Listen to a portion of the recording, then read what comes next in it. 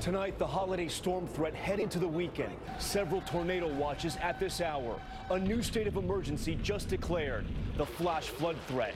An entire community cut off. Their power plant underwater. The new system from Texas to Michigan as tens of millions travel for Memorial Day weekend. Plus, extreme heat for the southeast, nearing triple digits. Rob Marciano in the storm zone. Also tonight, inside the courtroom, the emotional sentencing of Jamie Kloss's kidnapper. The defendant killing her parents, holding her captive for 88 days. Her powerful message in court. Plus, this just in, the major ruling on abortion. A federal judge temporarily blocking one of the most restrictive laws in the nation. What this could mean in the battle over abortion. Also breaking tonight, 3 more climbers killed on Mount Everest. 5 deaths in the last 48 hours, including an American. The image showing the dangerous gridlock at the top of the world's tallest mountain. And deadly mistake. You'll remember that woman who called 911 for help, shot by an officer. For the first time, we see the moments after the shooting, the officer who pulled the trigger and what he was told at the scene. This is ABC World News Tonight with David Muir. And good evening. It is great to have you with us on a busy Friday night. I'm Tom Yamas, in for David. And as we come on the air right now, we're getting reports of tornadoes on the ground, tornadoes hitting all day. This as nearly 43 million Americans travel this holiday weekend. Tornado alerts now in 3 states, and Oklahoma has a state of emergency. This twister in the town of Canadian, Texas, one of more than 100 across the country this week. And this tornado near Table Grove, Illinois, one of several reported just today. The threat also from severe storms and heavy rains. Neighborhoods in Tulsa completely underwater. And this man rescued after being trapped in his vehicle for hours. Tonight, the alerts now stretching from Texas all the way to Great Lakes, and a new risk of extreme heat for the southeast. ABC senior meteorologist Rob Marciano starts us off from Wichita, Kansas, where they're bracing for trouble tonight. Tonight, millions of Americans are on the move, and so are dangerous storms. A tornado touching down southwest of Peoria, Illinois. This massive twister in the Texas Panhandle Thursday. Blinding dust storms, too. Winds gusting over 70 miles per hour. More than 100 tornadoes in 8 states reported this week, even as far east as Maryland. This as crews race to restore power in Jefferson City, Missouri, after that EF3 twister there. If you look at this area, it's total devastation of our electrical system, for a fairly large area. In Oklahoma, rivers at major flood stage after days of relentless rain. Our Marcus Moore is there. And this is the swollen Arkansas River here in Tulsa. You can see the massive amounts of water rushing by, and that's sending people downstream scrambling to protect their homes and property. The Tulsa County Sheriff's Office using high water vehicles and boats searching for residents who may be trapped. People like Sonny Wormser evacuating, fearful their homes will flood next. I feel it in my stomach. It makes me sick. In Braggs, Oklahoma, this power plant completely surrounded by water. This as we're learning of an incredible rescue in southeast Kansas. First responders saving a man trapped in his vehicle for more than 8 hours Wednesday. An incredible rescue there. Rob Marciano joins us now from Wichita. And Rob, we want to make it clear to our viewers, you and your team are safe, but just now there was a tornado reported just east of you. Where are these storms headed tonight? Well, the entire system, Tom, is not moving very quickly, and the storms continue to develop all around it. So you see the action on the radar here with a tornado watch that's in effect from West Texas all the way through Kansas, and another one with a lot of action across parts of Illinois, and flood watches as well. These storms will continue to fire overnight, and it will be dicey here at least through midnight. The northern piece of energy makes a run at the east coast tomorrow for late day storms there. More storms here late as well. And then for the rest of the holiday weekend, the heat will continue to build across the southeast. Record heat and more storms here firing across tornado-alleying the plains, where they don't need any more water. Rivers here, including the Arkansas, running at near record levels. Tom? And we see that debris flowing right behind you. All right, Rob, stay safe. We turn to that other big story we're following, that emotional hearing in a Wisconsin courtroom, the sentencing for Jake Patterson, who kidnapped 13-year-old Jamie Kloss after killing her parents. In a statement read by her aunt, Jamie told the judge Patterson took away everything she loved, but he could never take away her courage. 6 of her family members also spoke in court. We didn't see their faces, but we heard their pain. Here's ABC's Alex Perez. A gut-wrenching day for the family of Jamie Kloss, facing Jake Patterson, the man who confessed to kidnapping the 13-year-old and brutally murdering her parents. None of us are going to win today. None of us are going to get our family members back. Shattered loved ones pleading with the judge for the toughest sentence. A family attorney then reading a letter from Jamie herself. He can't take my freedom. He thought that he could own me, but he was wrong. I was smarter. Jamie's words, resilient and defiant. Jake Patterson will never have any power over me. I feel like I have some power over him because I get to tell the judge what I think should happen to him. Prosecutors revealing the horror of that night, playing the screams in that chilling 911 call from Jamie's mom. Moments before Patterson killed her as she held her daughter in a bear hug in this bathtub trying to protect her. Jamie's father already murdered. And for the first time, we see where Patterson held Jamie for 88 days, forcing her to live under this bed until the brave girl escaped. Mr. Patterson is a cold-blooded killer. Throughout the sentencing, Patterson seen shaking his head, then speaking. Do absolutely anything to bring them back. I'm just so sorry. But the judge blasting Patterson, giving him 2 consecutive life sentences. You are the embodiment of evil, and the public can only be safe if you are incarcerated until you die. And Tom, in that letter, Jamie talked about just how much she misses her parents. She's now preparing for her 8th grade graduation. Tom? Standing strong somehow. All right, Alex, thank you. And there is breaking news in the emotional abortion battle tonight.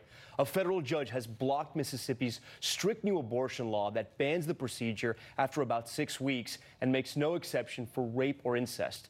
While in Missouri, the governor signed into law one almost as strict. Both laws could end up before the Supreme Court. Here's ABC's Mary Bruce.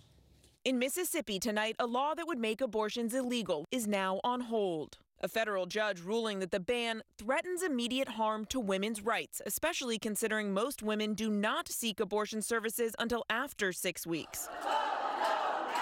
But while the Mississippi ban is being blocked for now, in Missouri, the governor today signed one of the most restrictive laws in the country. It outlaws abortions after 8 weeks, even in cases of rape or incest. I believe in 2 months you can make a decision.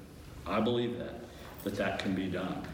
But in 2 months' time, I also believe that child has rights.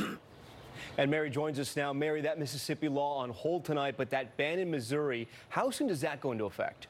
Well, Tom, this does not go into effect until the end of August. And between now and then, there are likely to be legal challenges which could temporarily halt that ban. Tom? Mary Bruce for us tonight. Mary, thank you. We head to Capitol Hill now to the escalating war of words between President Trump and House Speaker Nancy Pelosi. The president even tweeting a video that makes Pelosi appear to speak incoherently. What the president said when our John Carl asked him about those personal attacks. Before taking off on a trip to Japan, President Trump defended his increasingly personal war of words with Nancy Pelosi. Mr. President, what do you hope to accomplish with your personal attacks on the Speaker? You're saying she's lost it. You're saying... This just shows how fake you and the news are.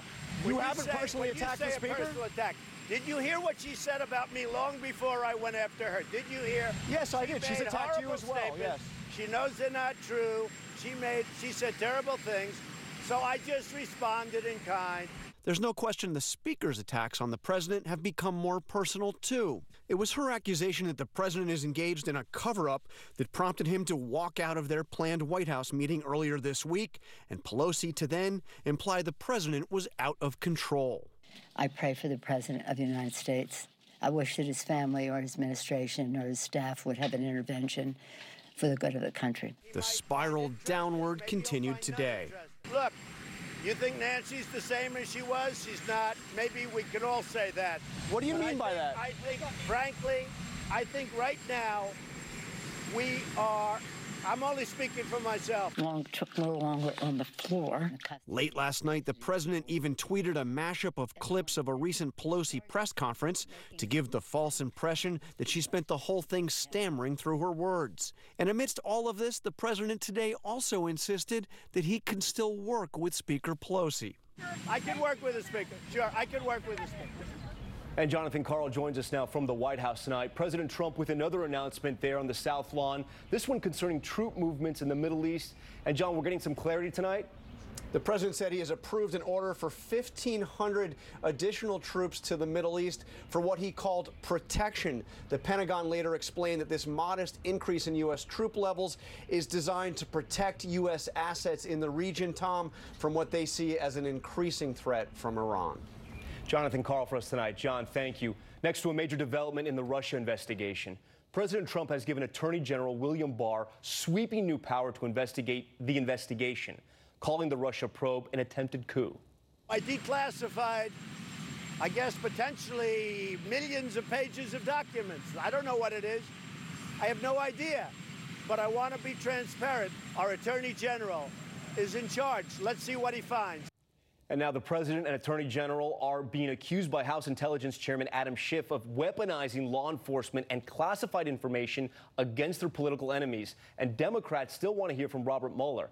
ABC's Chief Justice correspondent Pierre Thomas joins us now from Washington. And Pierre, it has been a month since the Mueller report was released, and there's still no date for him to testify before Congress. And now we may have the reason why. Tom, that's right. Sources are telling ABC News Mueller's concerned he can't say much more than what was released from his report, and he's worried that the public hearing could descend into a political food fight where both sides would try to use him as a pawn. The House Judiciary Chairman says Mueller wants to make an opening statement and then go into a closed session, but we've not heard anything officially from Mueller, and some sources are saying they cannot rule out him declining to testify at all, Tom. All right. Pierre Thomas with that new reporting. Pierre, thank you. Next, newly released body cam video of a deadly police shooting that made national headlines. Minneapolis bride-to-be Justine Diamond called 911 about a woman who was in distress behind her house. And for the first time tonight, we see rookie officer Mohamed Noor just after he shot and killed her. Here's ABC's Stephanie Ramos. Just weeks after former Minneapolis police officer Mohamed Noor was convicted in the shooting death of Justine Diamond, we're now hearing her 911 call for help that night. I can hear someone out the back, and I'm not sure if she's having sex or being raped. Diamond worried a woman was being assaulted behind her home back in 2017. Two officers racing to that dark alley, Noor opening fire through the window, later saying he was startled by someone banging on the car. For the first time, we're seeing the moments after that shooting. Noor's partner trying to save Damon's life. Stay with me. Then he can be heard explaining what happened. She just came up out of nowhere on the side of the thing, and we both got spooked. Officer Noor appearing distressed as another officer checks on him. You all right? Yeah. Just keep your mouth shut until you have to say anything you like. Noor was fired and convicted of third-degree murder and second-degree manslaughter. He'll be sentenced in June. Tom. Stephanie, thank you. Overseas now to that major change coming in the UK. Prime Minister Theresa May will step down. The always stoic May getting emotional during her announcement outside 10 Downing Street, saying she had tried but failed to complete a Brexit deal. So will her successor have any better luck, and will relations with the U.S. change? ABC senior foreign correspondent Ian Pannell reports from London. Tonight, high political drama in London. After months of intense pressure and speculation, British Prime Minister Theresa May finally giving up the job she'd always wanted, throwing in the towel. I will shortly leave the job that it has been the honour of my life to hold. I do so with no ill will, but with enormous and enduring gratitude to have had the opportunity to serve the country I love. After 3 chaotic years in office, it was the single issue that's dogged her throughout that finally did for her. Brexit, Britain's decision to exit the European Union, and the failure to agree a deal. When President Trump arrives here for his first state visit, it'll be in the middle of one of the greatest post-war crises in the UK. And there are huge risks for President Trump's visit. The last time he was here in the UK, he voiced support for the man now tipped to replace Theresa May. If he does that this time, it'll be hugely controversial. Tom? Ian Pannell for us in London. Ian, thank you. And in Lyon, France, an explosion outside a bakery has injured at least 13 people, including a child. Witnesses say a man with a bicycle dropped a bag outside the bakery on a crowded pedestrian street as people were beginning their weekend. No one has claimed responsibility, but the Anti-Terrorism Office has opened an inquiry. And there's still much more ahead on World News Tonight this Friday. The Everest emergency. 3 more climbers killed on the world's tallest mountain. 5 deaths reported in the